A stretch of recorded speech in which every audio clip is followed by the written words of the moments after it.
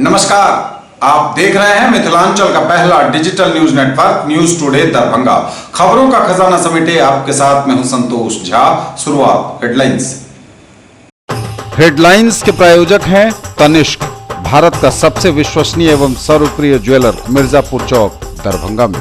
IB Smriti Arogya Sadan की नई पेशकश, Rose the Medicity and IVF centre, Digghi Paschim, Darbhanga. उत्तर बिहार का पहला महिला अस्पताल जहां उत्तम सेवाओं के साथ प्रसव एवं स्त्री रोगों के इलाज एवं टेस्ट ट्यूब बेबी द्वारा निसंतानों के लिए संतान प्राप्ति की व्यवस्था। शॉपिंग करिए कुछ अलग अंदाज में, दिव्य ज्योति साड़ीज एंड मेंसवियर, बंधन बैंक के सामने, बाराती garage, first floor, Mirzapur, Darbhanga. पूरे 48 घंटों के निर्जला व्रत के बीच आखिर महिला अभ्यर्थी कैसे देंगी पैट 2019 की परीक्षा। 22 सितंबर को है मिथिला विश्वविद्यालय अंतर्गत आयोजन। जदयू जिलाध्यक्ष एवं अखिल भारतीय विद्यार्थी परिषद ने की तिथि बढ़ाने की मांग। ताडीह प्रखंड अंतर्गत ककोढ़ा पंचायत के कुछ गांवों में फिर आया बाढ़ का पानी, सामुदायिक रसोई का संचालन शुरू। नगर निकायों को राजस्व वृद्धि के उपाय ढूंढने होंगे, बोले सष्टम राज्य वित्त आयोग के अध्यक्ष। राज्य वित्त आयोग ने की त्रिस्तरीय पंचायत के कार्यों की समीक्षा। राष्ट्रीय पोषण माह के तहत चाइल्ड लाइन द्वारा जागरूकता कार्यक्रम आयोजित। शराबबंदी से महिलाओं और बच्चों पर अत्याचार में हुई कमी, नशाखोरी सभी अपराधों की जड़, बोले सैयद मुमताजुद्दीन। सीएम कॉलेज दरभंगा में विशेष व्याख्यान का आयोजन। मिल्लत कॉलेज में महिलाओं के पोषण पर जागरूकता कार्यक्रम का हुआ आयोजन। और सिटी एसपी सह प्रभारी एसएसपी दरभंगा ने पुलिस पदाधिकारियों के साथ की मैराथन बैठक। आगे सभी खबरें दिखाएंगे आपको विस्तार से, बस थोड़ी ही देर में। In the field of education, a name to trust upon, Hero English School, Darbhanga. Quality education with best transport facility. All the vehicles are enabled with GPS. Rich library, well-equipped separate computer, physics, chemistry, biology and mathematics lab. Very good facilities for both indoor and outdoor games. Complete school campus is under CCTV surveillance. Regular direct contact with parents through SMS alert system. Emphasis on all-round development. No re-admission charges for old students. 5 acres environment-friendly campus. All classrooms are as per CBSE norms. For more details, dial 77638 19774. दाम उम्मीद से कम और fashion उम्मीद से ज्यादा। Shopping करिए कुछ अलग अंदाज में, दिव्य ज्योति साड़ीज एंड मेंसवियर, बंधन बैंक के सामने, बाराती garage, first floor, Mirzapur, Darbhanga. Fancy sari, suit, दुपट्टा, लहंगा चुन्नी, जीन्स, शर्ट, टी शर्ट एवं बेडशीट। आएं और फर्क महसूस करें।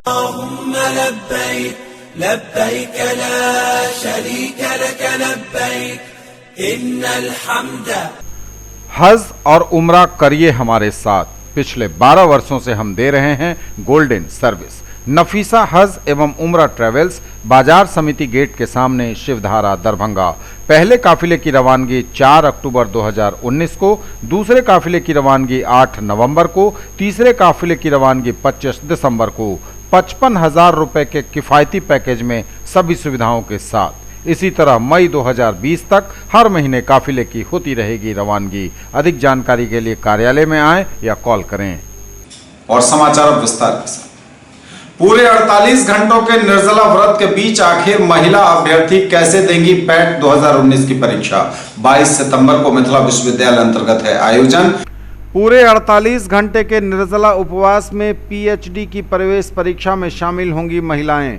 ललित नारायण मिथिला विश्वविद्यालय की ओर से 22 सितंबर को पीएचडी एडमिशन टेस्ट पैट 2019 का आयोजन हो रहा है, जिसमें जितिया व्रती महिला अभ्यर्थियों का शामिल होना उनके लिए काफ़ी परेशानी भरा होगा। 48 घंटे के निर्जला उपवास के बीच महिलाएं पैट की परीक्षा में शामिल होंगी। संतानवती महिलाएं अपने बच्चों की दीर्घायु की कामना के साथ लोक पर्व जीमूत वाहन का व्रत रखती हैं। यह व्रत केवल मिथिलांचल ही नहीं बल्कि दूसरे इलाके की महिलाएं भी रखती हैं। पैट के लिए मिथिलांचल के अतिरिक्त अन्य जिला एवं राज्य की महिलाओं ने आवेदन कर रखा है। कुल 1329 महिला आवेदकों में संतानवती महिला आवेदकों की संख्या काफ़ी अधिक है। पंडितों के अनुसार 21 सितंबर की अहले सुबह निर्जला व्रत प्रारंभ होगा। 22 सितंबर की शाम करीब 4 बजे महिलाएं पारण करेंगी। आस्था से जुड़े इस पर्व के दौरान व्रती पानी तक नहीं पीती हैं।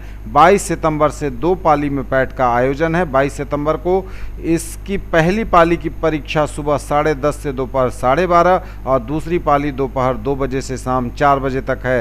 व्रत करने वाली महिला अभ्यर्थी स्वास्थ्य को लेकर परीक्षा के दौरान अतिरिक्त परेशानियों का सामना करेंगी। तिथि नहीं बदलने की स्थिति में कई व्रती महिला अभ्यर्थी परीक्षा नहीं भी दे सकती हैं। बता दें कि पैट 2019 में कुल 2730 आवेदन विश्वविद्यालय को मिले हैं। इसमें महिला आवेदक 1329 और पुरुष आवेदक 1401 हैं। जनता दल यूनाइटेड दरभंगा जिलाध्यक्ष डॉक्टर विनय चौधरी ने कुलपति प्रोफेसर एसके सिंह को पत्र लिखकर पैट 2019 की तिथि बढ़ाने का अनुरोध किया है। जितिया पर्व को लेकर पैट 2019 परीक्षा की तिथि बढ़ाने की मांग की है जनता दल यूनाइटेड के दरभंगा जिलाध्यक्ष विनय चौधरी ने।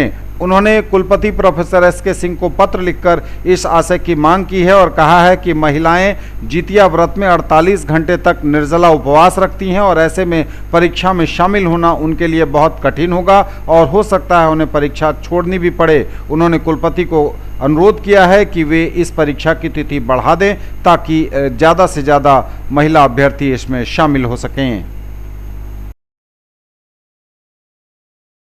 अखिल भारतीय विद्यार्थी परिषद के प्रतिनिधिमंडल ने कुलपति से की पैट 2019 की तिथि बढ़ाने की मांग। अखिल भारतीय विद्यार्थी परिषद दरभंगा नगर इकाई का एक शिष्टमंडल कुलपति के समक्ष पैट परीक्षा की तिथि आगे बढ़ाने को लेकर मिलने पहुंचा और ज्ञापन सौंपा। इस शिष्टमंडल में पूजा, अभिलाषा, प्रीति, अमृता और वर्षा सम्मिलित थीं। इस अवसर पर नगर छात्रा प्रमुख पूजा कुमारी ने कहा कि मिथिलांचल में जितिया पर्व को लेकर महिलाएं उपवास में रहती हैं और इस क्रम में वह जल का भी सेवन नहीं करती हैं। इस स्थिति में पैट की परीक्षा होने के कारण बहुत सी महिलाएं परीक्षा में सम्मिलित होने से वंचित हो जाएंगी। इस कारण पैट परीक्षा की तिथि 22 सितंबर से आगे बढ़ाई जानी चाहिए।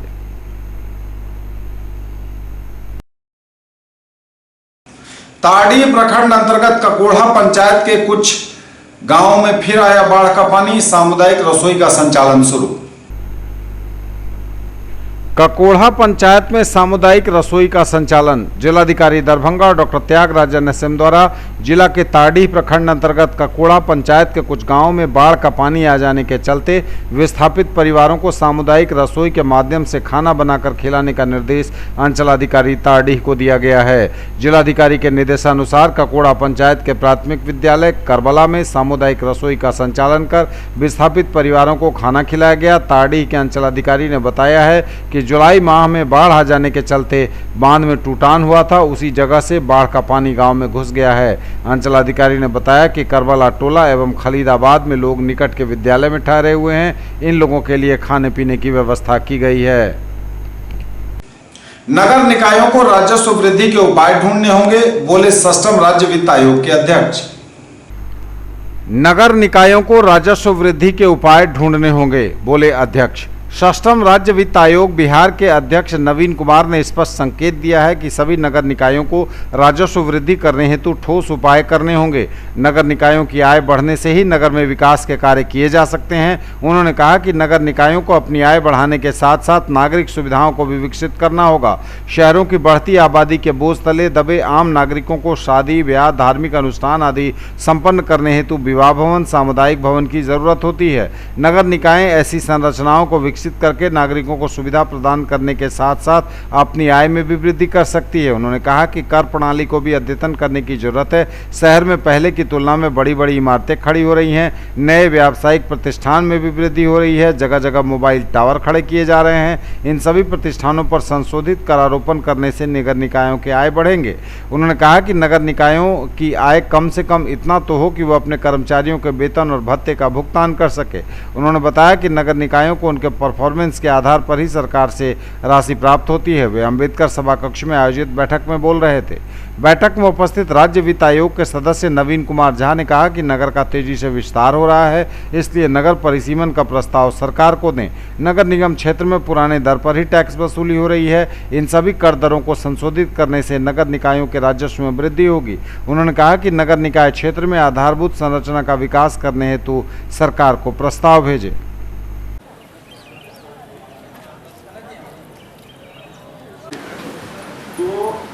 पिछला 3 साल का मैंने और राष्ट्रीय जनता को बनाया थी, आप लोगों ने बनाया है।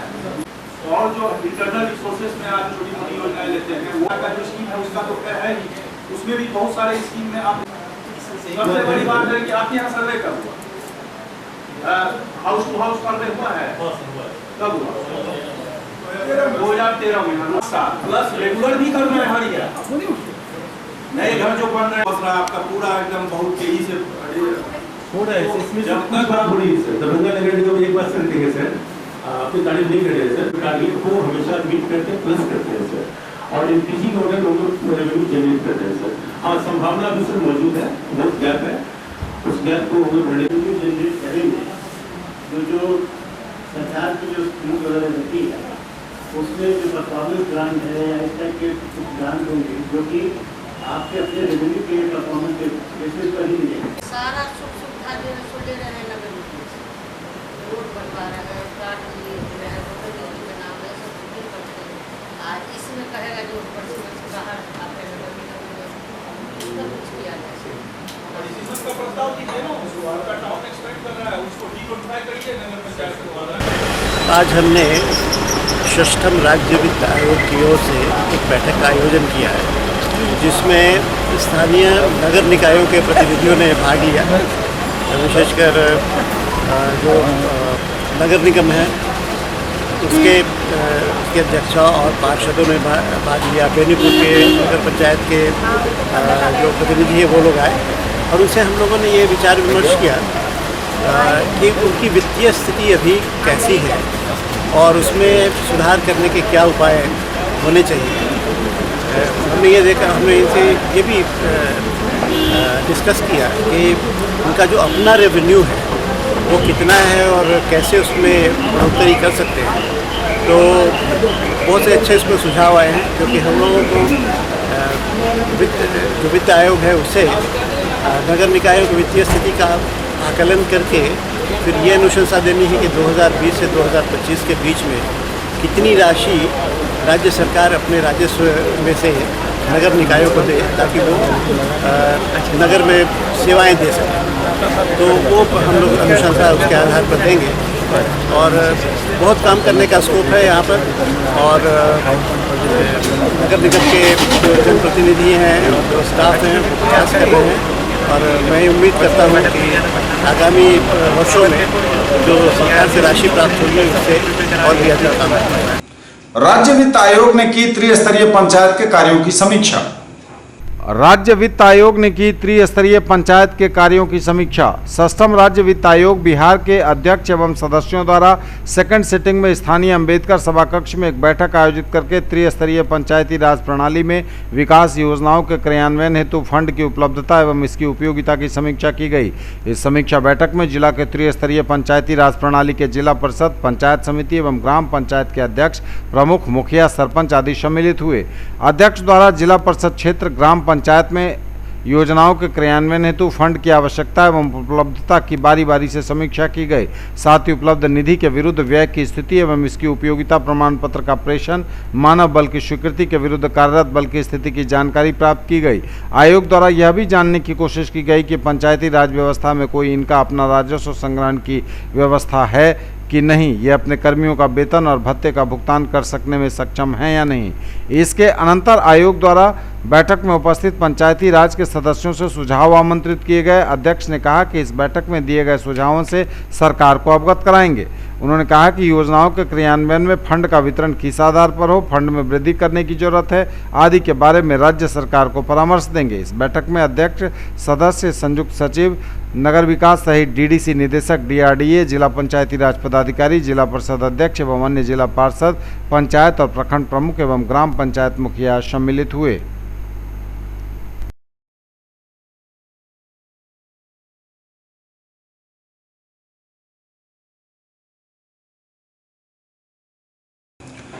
राष्ट्रीय पोषण माह के तहत चाइल्ड लाइन द्वारा जागरूकता कार्यक्रम का हुआ आयोजन। राष्ट्रीय पोषण माह के तहत चाइल्ड लाइन के द्वारा जागरूकता कार्यक्रम का आयोजन। राष्ट्रीय पोषण माह के तहत हायाघाट प्रखंड के श्रीरामपुर पंचायत अंतर्गत राजकीय मध्य विद्यालय परमार में चाइल्ड लाइन दरभंगा के द्वारा बच्चों के साथ खुला मंच का आयोजन किया गया। चाइल्ड लाइन के केंद्र समन्वयक आराधना कुमारी के द्वारा हेल्पलाइन दूरभाष नंबर 1098 के कार्य एवं उद्देश्य पर विस्तार से जानकारी दी गई। इस खुले मंच से बाल विवाह, बाल श्रम से होने वाले नुकसान एवं इसके रोकथाम के लिए जागरूकता अभियान चलाने का निर्णय लिया गया। साथ ही इससे संबंधित समस्या आने पर चाइल्ड लाइन के टोल फ्री नंबर 1098 पर तुरंत सूचना देने को कहा गया। इस कार्यक्रम को संबोधित करते हुए महिला संरक्षण पदाधिकारी अजमातुन निशा द्वारा किशोरियों से अनीमिया, डायरिया एवं स्वच्छता पर परिचर्चा की गई। बच्चों एवं ग्रामीणों को अनीमिया के लक्षण एवं उससे होने वाले नुकसान के बारे में विस्तार से बताया गया। साथ ही इसके निदान का उपाय भी बताया गया। इस कार्यक्रम में चाइल्ड लाइन दरभंगा के परामर्शी सच्चिदानंद झा, पंकज कुमार चौधरी, सुशीला झा, बॉबी कुमारी आदि ने भाग लिया। शराबबंदी से महिलाओं और बच्चों पर अत्याचार में हुई है कमी, नशाखोरी सभी अपराधों की जड़, बोले सैयद मुमताजुद्दीन। सीएम कॉलेज दरभंगा में विशेष व्याख्यान का हुआ आयोजन। शराबबंदी से महिलाओं और बच्चों पर अत्याचारों में आई है कमी, नशाखोरी सभी अपराधों की जड़, बोले प्रोफेसर सैयद मुमताजुद्दीन। नशा प्रायः सभी अपराधों की जड़ है, मात्र दवा के रूप में अल्प मात्रा में नशा का प्रयोग हमारे लिए लाभदायक है। विशेषकर बिहार में 2016 में लागू शराबबंदी से महिलाओं एवं बच्चों पर अत्याचार में काफ़ी कमी हुई है। एक वर्ष बाद ही 2017 के सर्वे के अनुसार अपराधों में 20% तथा सड़क दुर्घटनाओं में 10% की कमी पाई गई। दूसरी ओर दूध की बिक्री में 10% की, पनीर की बिक्री में 200% की तथा मोटरसाइकिल की बिक्री में 30% की वृद्धि हुई। साथ ही साथ मनोरंजन के साधनों की बिक्री में भी काफ़ी इजाफा हुआ। इससे सरकार की भी आमदनी बढ़ी। उक्त बातें वीर कुंवर सिंह विश्वविद्यालय आरा के पूर्व कुलपति तथा मिथिला विश्वविद्यालय के पूर्व प्रतिकुलपति प्रोफेसर सैयद मुमताजुद्दीन ने सीएम कॉलेज दरभंगा में आयोजित बिहार में शराबबंदी के सामाजिक एवं आर्थिक प्रभाव विषय पर आयोजित विशेष व्याख्यान में बतौर मुख्य वक्ता कही। उन्होंने कहा कि नशाबंदी से समाज में हंगामा, झगड़ा झंझटों में काफ़ी कमी आई है तथा सड़कों और चौराहों पर दहशत का माहौल खत्म हुआ है। विशिष्ट वक्ता के रूप में विश्वविद्यालय हिंदी विभाग के अध्यक्ष प्रोफेसर चंद्रभानु प्रसाद सिंह ने कहा कि वैसे तो नशापान की चर्चा वेदों में भी है और देवता भी सोम रसपान करते थे, पर अनियंत्रित शराबपान समाज के लिए श्राप बन गया। अध्यक्षीय संबोधन में प्रधानाचार्य डॉक्टर मुश्ताक अहमद ने कहा कि नशाबंदी का फैसला काफ़ी देर से लिया गया, यह परम आवश्यक हो गया था। शराबबंदी का प्रभाव आज सकारात्मक रूप से स्पष्टता दिख रहा है। विशेषकर ग्रामीण क्षेत्रों में शराबबंदी से दिशा और दशा दोनों बदल रही है। कार्यक्रम में professor Vishwanath Jha, professor CS Mishra, doctor RN Chaurasia, doctor Vasudev Sahu, doctor Reena Kumari, doctor Anupam Kumar Singh समेत कई अतिथि शामिल हुए। is implemented, एग्जैक्ट वर्ड्स हम नहीं बोल रहे हैं लेकिन मूल उसका वर्ड यही है, is implemented in the case of intoxicating drinks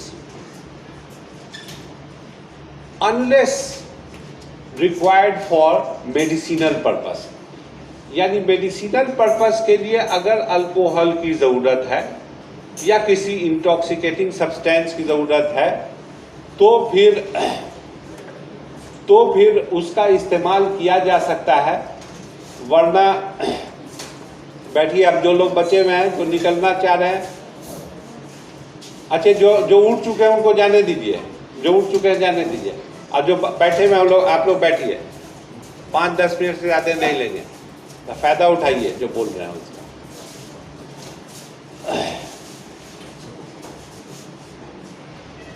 तो अगर दवा के तौर पर, औषधि के तौर पर ज़रूरत है तब तो मजबूरी है।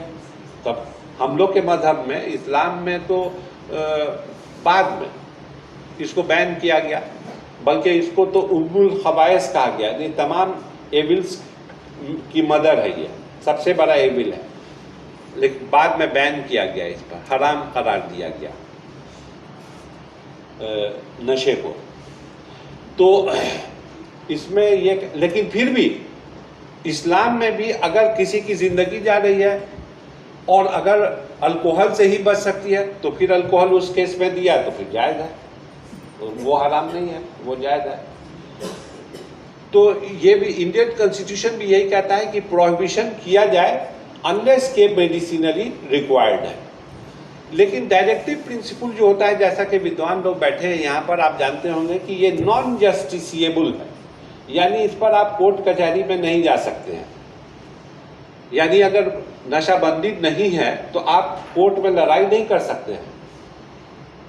वो एक डायरेक्ट हुकूमत कैसे चलाई जाए उसके लिए डायरेक्टिव्स है और उसके लिए फिर डायरेक्टिव प्रिंसिपल में दूसरे भी आर्टिकल्स है, 37 है और 38 है। आर्टिकल 37 ये कहता है कि हुकूमत जो है वो ऐसे कवानीन बनाएगी, ऐसे लॉज बनाएगी जो कि डायरेक्टिव प्रिंसिपल के अनुसार हों।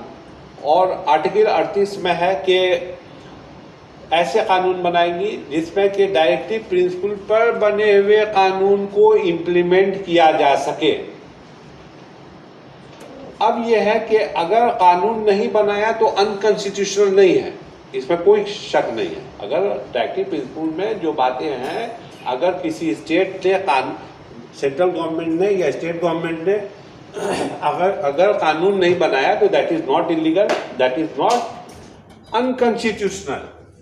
लेकिन अब यहां पर एक पहलू है, लेकिन अगर कानून बना लिया तो फिर और डायरेक्टिव प्रिंसिपल के इनलाइन है, इन अकॉर्डेंस है, जो हमसे ज़्यादा इस विषय में जानकार होंगे वो बताएंगे। अगर इनलाइन है तो फिर उसको रिवर्स नहीं किया जा सकता है, वो इरिवर्सिबल है।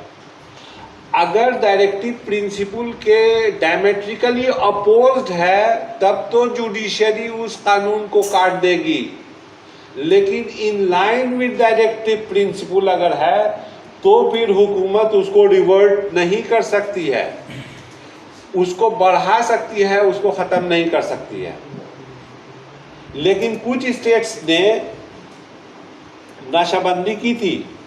अभी जहाँ तक हमको जानकारी है, जब तक का हमने इंफॉर्मेशन लिया है कि बिहार में, नागालैंड में, मिजोरम में, गुजरात में, स्टेट्स में है और यूनियन टेरिटरी में, लक्षद्वीप में है प्रोहिबिशन। लेकिन कुछ और स्टेट्स ने भी लागू किया था, आंध्र प्रदेश ने भी लागू किया था, केरल ने भी लागू किया था, मणिपुर ने भी लागू किया था, लेकिन बाद में रिवर्ट किया।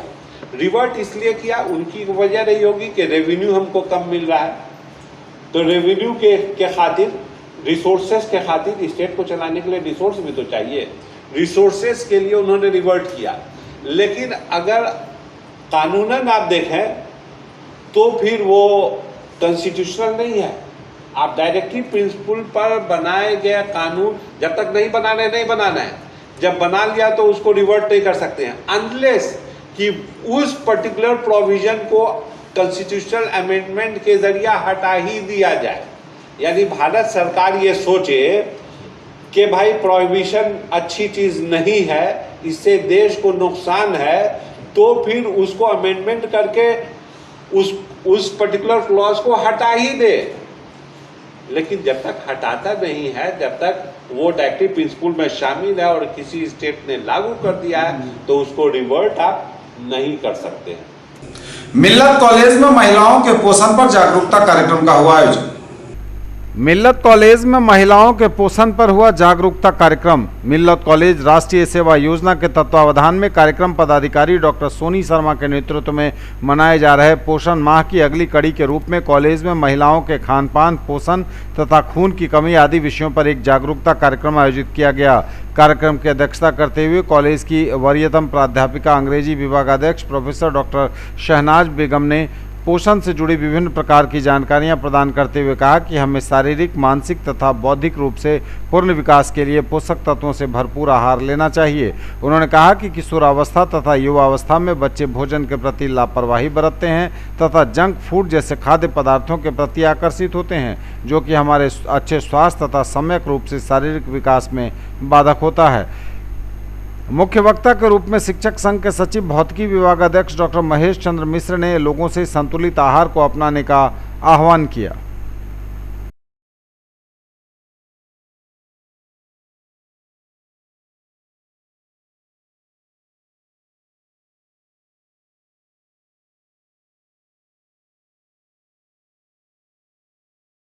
सिटी एसपी सह दरभंगा के प्रभारी एसएसपी ने पुलिस पदाधिकारियों के साथ की मैराथन बैठक। सड़क पर दिखे पुलिसिंग, अपराध नियंत्रण हो पहली प्राथमिकता।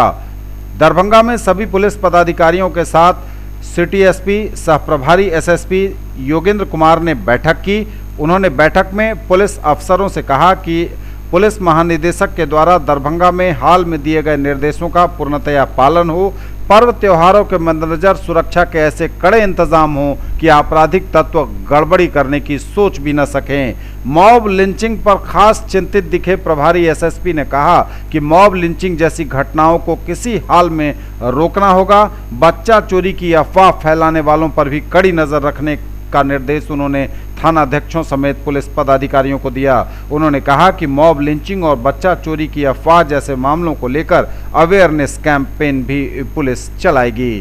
घंटों चली मैराथन बैठक में सिटी एसपी सह प्रभारी एसएसपी ने निर्देशों की झड़ी लगाई।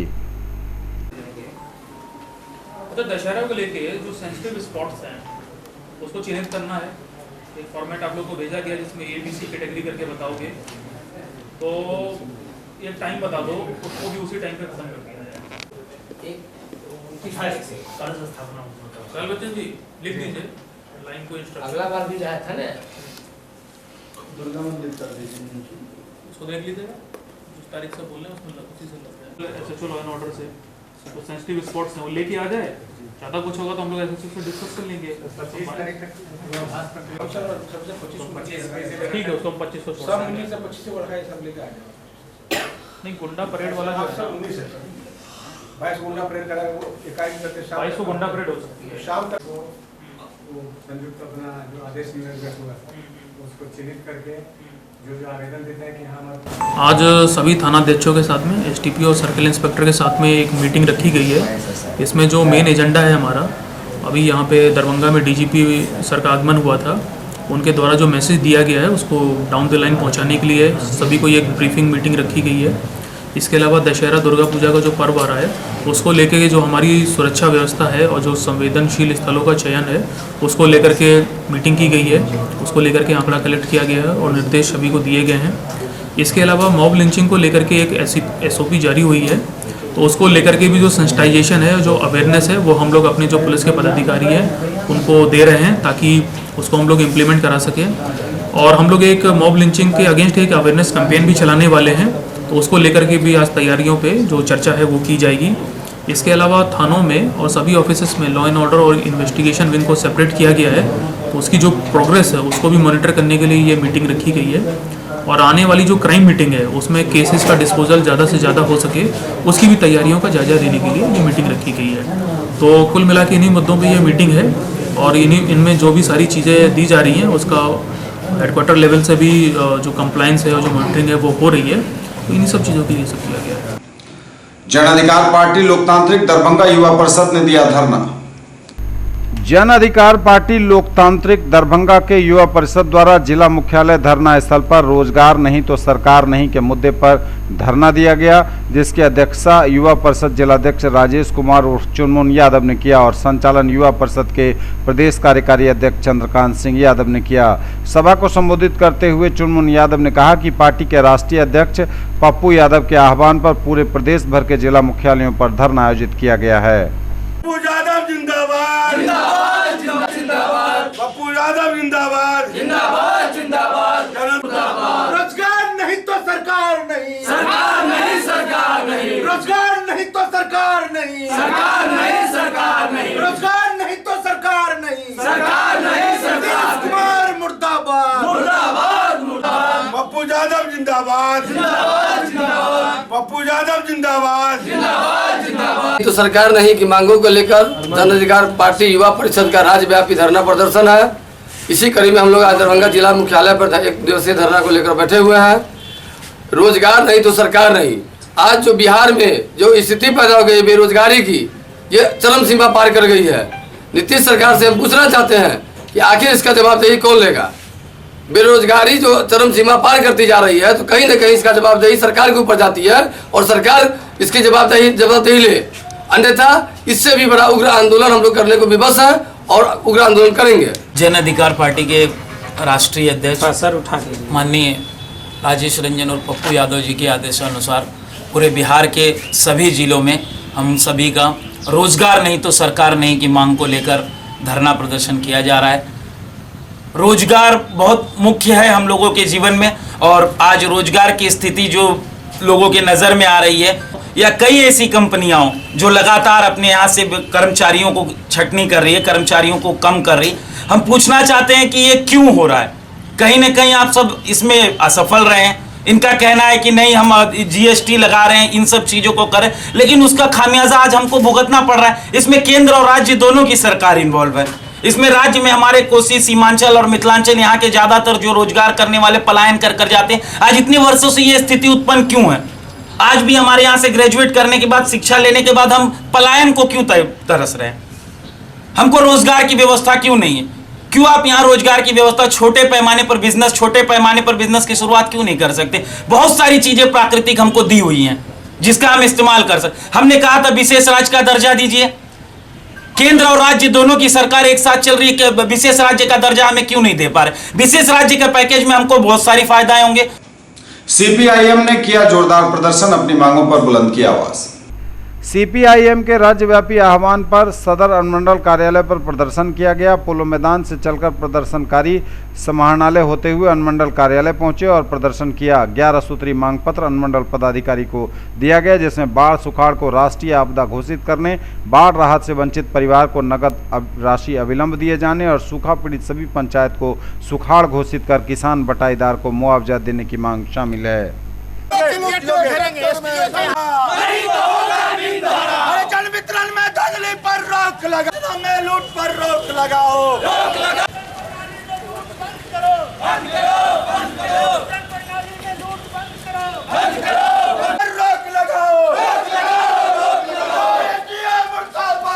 चोर लुटेरा हाय हाय, चोर लुटेरा हाय हाय, आवास योजना में धांधली बंद करो, आवास योजना में धांधली बंद करो,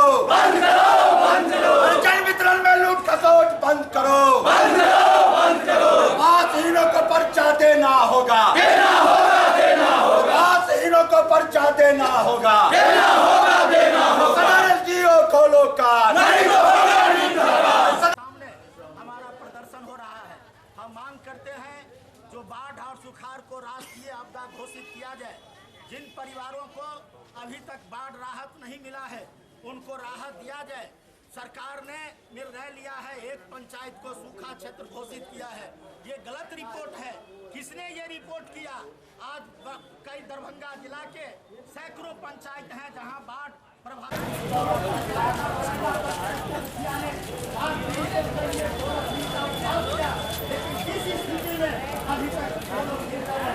पर सदर अनुमंडल पदाधिकारी के सामने हमारा प्रदर्शन है। हम कहना चाहते हैं जो आज दरभंगा जिले में बड़े पैमाने पर बाढ़ पीड़ितों को राहत नहीं मिला है। आज सरकार ने एक ब्लॉक में एक पंचायत को सूखाग्रस्त घोषित किया है। हम लोगों का मांग है जो दरभंगा जिले में जितने सूखा पंचायत हैं तमाम को राहत दिया जाए। बाढ़ सुखाड़ को राष्ट्रीय आपदा घोषित किया जाए। गरीब जिस जमीन पर बसे हुए हैं उसको बासगीत पर्चा दिया जाए। भूमिहीनों को जमीन दिया जाए। जन वितरण प्रणाली में लूट बंद किया जाए। विकास योजनाओं में जो लूट हो रही है उस पर रोक लगाया जाए। तमाम गरीबों को खाद्यान्न दिया जाए। इन मांगों को लेकर आज हमारा सदर अनुमंडल पदाधिकारी के सामने प्रदर्शन है। संस्कृत विश्वविद्यालय में बढ़ाई गई नामांकन की तिथि। संस्कृत विश्वविद्यालय में उपशास्त्री, शास्त्री एवं आचार्य में नामांकन की तिथि अब 30 सितंबर तक विस्तारित कर दी गई है। इससे पूर्व यह तिथि 31 अगस्त तक ही थी। उक्त जानकारी देते हुए पीआरओ निशिकांत ने बताया कि प्रधानाचार्यों तथा विभागाध्यक्षों के अनुरोध पर नामांकन तिथि को आगे बढ़ाया गया है।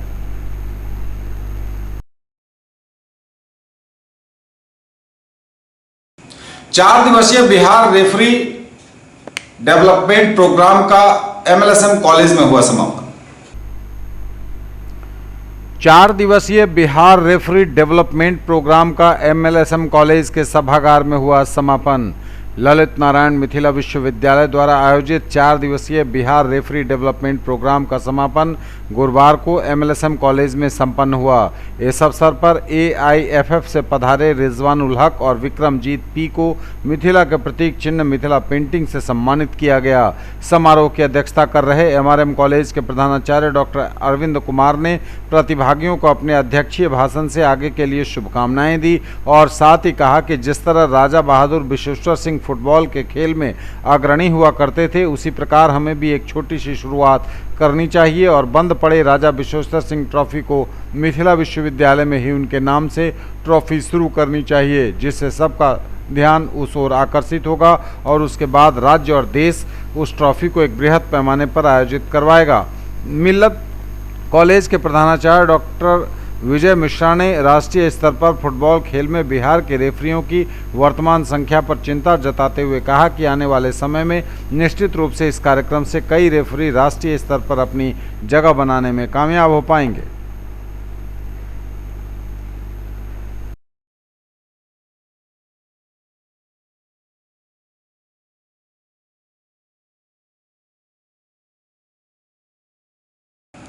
और अखिल भारतीय मारवाड़ी महिला सम्मेलन की दरभंगा शाखा द्वारा सैनिटरी पैड वेंडिंग मशीन लगाई गई। अखिल भारतीय मारवाड़ी महिला सम्मेलन की दरभंगा शाखा द्वारा शुभंकरपुर मध्य विद्यालय में छात्राओं के लिए एक वेंडिंग सैनिटरी नैपकिन मशीन लगाई गई, जिसका उद्घाटन शहर के district project officer Sanjay Kumar Dev द्वारा किया गया। श्री संजय ने कहा कि इस काम के लिए हर एक स्कूल में शिक्षिकाओं को प्रशिक्षित किया जा रहा है। लड़कियों में माहवारी के समय जो झिझक होती है, उस झिझक को दूर करने के लिए अभियान चलाया जा रहा है। इस संदर्भ में समिति की अध्यक्षा नीलम पंसारी ने कहा कि स्वच्छता अभियान के तहत मेंस्ट्रुअल हाइजीन को सही रखने के लिए यह मशीन लगाई गई है। स्वास्थ्य सर्वोपरि है। माहवारी में गंदा कपड़ा व्यवहार करने से कई प्रकार की बीमारियों की संभावनाएं बनी रहती हैं। आगे भी 2-3 विद्यालयों में यह मशीन लगाई जाएगी।